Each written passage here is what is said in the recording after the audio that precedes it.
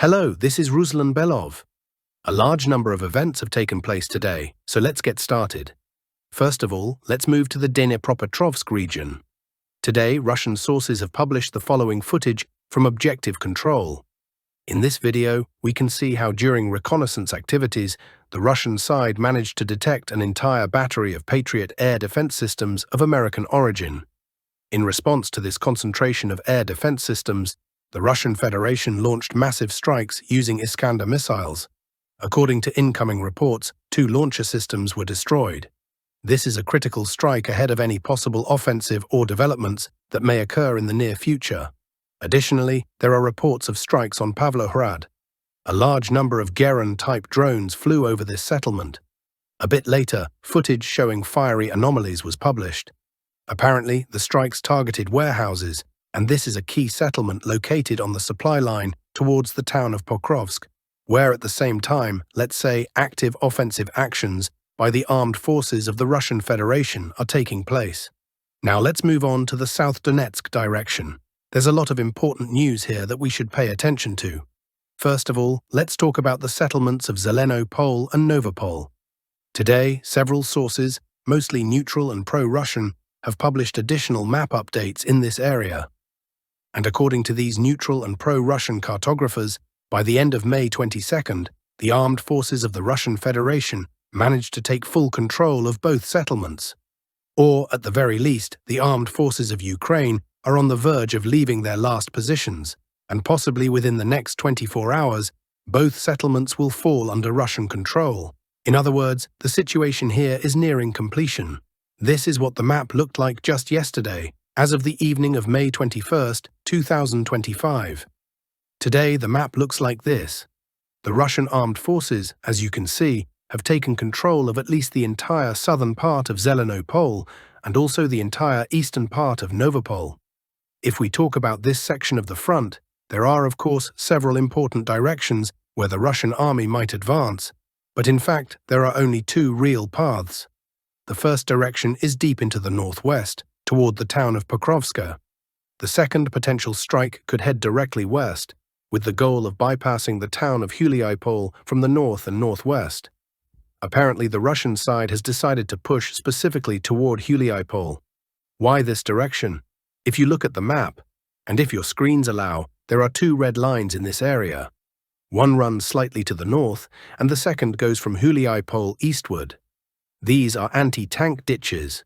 So we can see that the strike towards Zelenopole and Novapole along the T0510 highway is essentially an attempt to attack westward between 2 anti-tank ditches, toward the settlement of Huliaipole. Moreover, if we talk about Huliaipole itself, then over the past several months there has been heightened, or let's say very high, Ukrainian military activity there. Strikes are regularly carried out by drones, by Sontsepiok flamethrower systems, and FAB aerial bombs. So it appears that Huliaipole is a top priority for the Russian army, and likely we should expect an active offensive in that direction in the near future. Apparently, the Vostok, East group of Russian forces will be focused primarily on this settlement, and only afterward may they advance further northwest toward Pokrovsky itself. Next, we move to the Komar front line. The main events here are unfolding around a village called Otradne.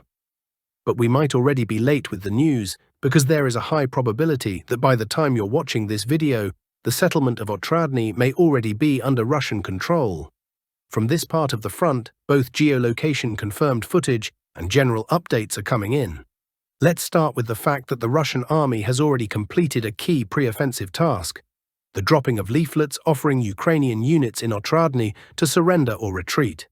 In this footage, we can observe the very moment when these leaflets were dropped on the positions of the Ukrainian armed forces. Such actions are always carried out by the Russian army before advancing on any settlement. Be it Vuhledar or Bohatyr, we have always seen this kind of footage. This is essentially the final signal, the last message to the Ukrainian units that an assault is about to begin. And immediately after the leaflets were dropped, the offensive essentially began. Of course, prior to the assault, the Russian side targeted Ukrainian positions using artillery and drones, clearing out key Ukrainian positions, and only then did the ground assault begin. And according to objective control footage, there is a very high probability that in some areas of the front, the Ukrainian side did not even offer resistance. For example, at a critical stronghold located to the east of the settlement, we can observe how, after another artillery strike, Ukrainian soldiers abandon their positions and flee from this section of the front. Today, there are also reports that these exact positions were taken by Russian units by the end of May 22, 2025. Overall, regarding the advance, reports indicate that the Russian army has secured positions both on the southern and eastern outskirts. And I repeat, all this information might already be outdated, because by the morning of May 23rd, the settlement of Otradnaya is likely to fall under full control of the Russian army. Some isolated pockets of resistance may still remain, but it's already a matter of time, possibly just a few hours, or even just tens of minutes. Next, we move to the Dinipropatrovsk direction, or the Novapavlovsk section of the front. Today, a lot of information is coming from here, mostly of a media-related nature. Just last night, pro-Russian sources published this footage of objective control. In this video, we can see Russian soldiers who, according to the author, raised the Russian flag along the border between the Dinipropatrovsk region and the Donetsk region. We randomly marked this video on the map. The only visible indicator suggesting that it actually happened along the border is the barbed wire you see here. Yes, such wire is indeed installed along the boundary between the two regions. Later on, some pro-Russian cartographers made corresponding adjustments, though apparently without geolocation reference. That is, some approximate correction was added to the map, according to which Russian units allegedly reached the border and raised the flag. This news was immediately picked up by pro-Ukrainian sources who claimed that the Russian vehicles and the soldiers who raised the flag were later attacked by Ukrainian forces. However, some pro-Russian sources report that this was simply fake news, an attempt to balance out the original story with a supposed counter-action from the Ukrainian armed forces. In any case, over the past 24 hours, the first reports have emerged that Russian units entered the Dinipropatrovsk region. And again, based on an analysis of all events over the past 24 hours, it appears that Russian forces have entered not only to the northwest of the settlement of Troitskaya, but also near the settlement of Novonikolayevka. Today, both neutral and pro-Russian cartographic services and military analysts have published new updates indicating that within the past day, Russian forces managed to take full control of the eastern part of Novonikolayevka. And if we look at the map, here's how it looked yesterday, by the end of May 21st, 2025. By the end of May 22nd, the map has already changed as follows. If we zoom in, the northernmost control point, according to both neutral and pro-Russian experts, now runs directly along the regional boundary between the Dinipropatrovsk region and the Donetsk region. So we can see that most likely the Russian army crossed the regional border in not just one location, but possibly along multiple axes. Next, we move toward the H32 highway, to the Constantinovka sector, in the direction of the town of Pokrovsk. There are several important updates here. The most crucial one, in terms of the offensive, is the ongoing stream of footage from the T0514 highway between Dobropilya and Kramatorsk. Today, we received additional photos. Some of them may be archival, showing destroyed and damaged vehicles. Most of the destroyed vehicles appear to be supply trucks, hit by Russian drones currently operating between the Pokrovsk agglomeration and the Sloviansk-Kramatorsk agglomeration. This is a critical development. The Russian side does not yet fully control the highway, which for now is not feasible. But the closer the Russian army gets, the more such footage we'll be seeing.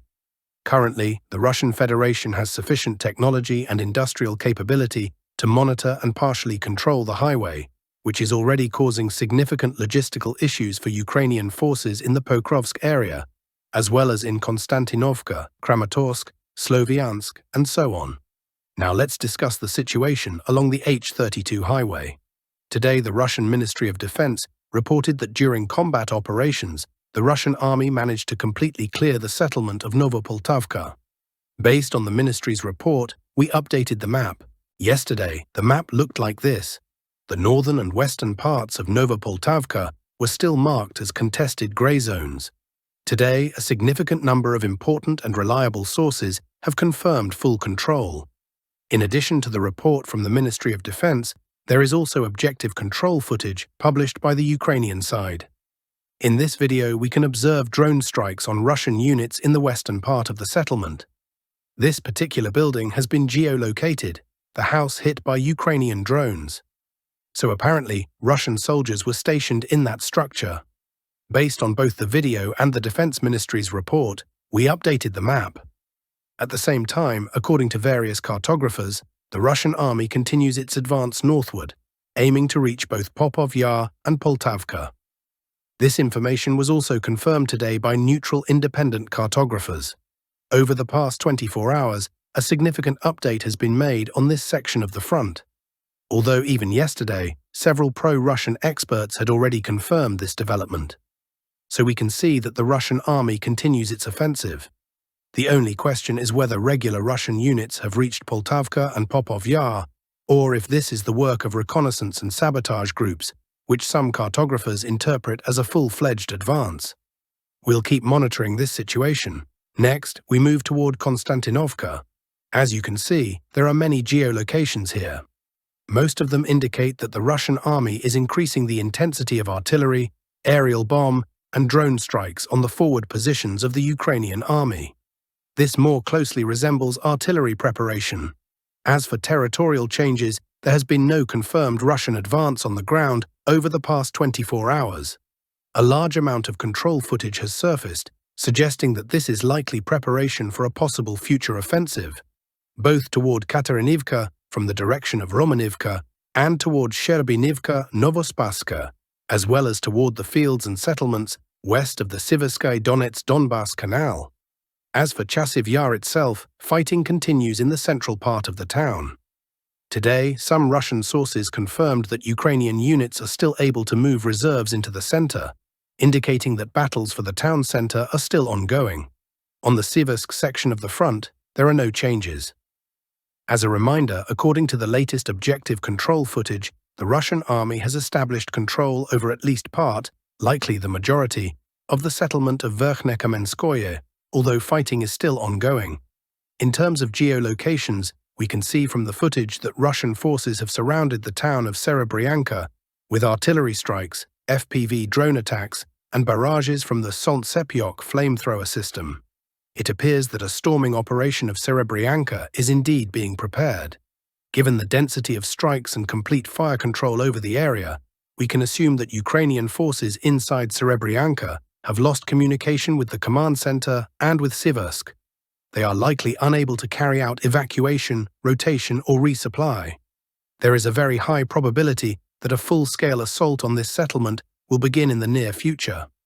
As for the Kupiansk section of the front, there are no changes here either. Throughout the day, airstrikes, artillery, and drone activity continue. Regarding Russia's Kursk region and Ukraine's Sumy and Chernihiv regions, these are the areas from which drones are being launched against Russian territory. And once again, to summarize President Putin's remarks today, a decision has been made to establish a buffer zone. So we'll keep watching how this part of the front develops. It looks like this summer military campaign is going to be extremely intense. And that's all for now, dear friends. Thank you for watching. Subscribe to the channel, leave a like, and all the best to you.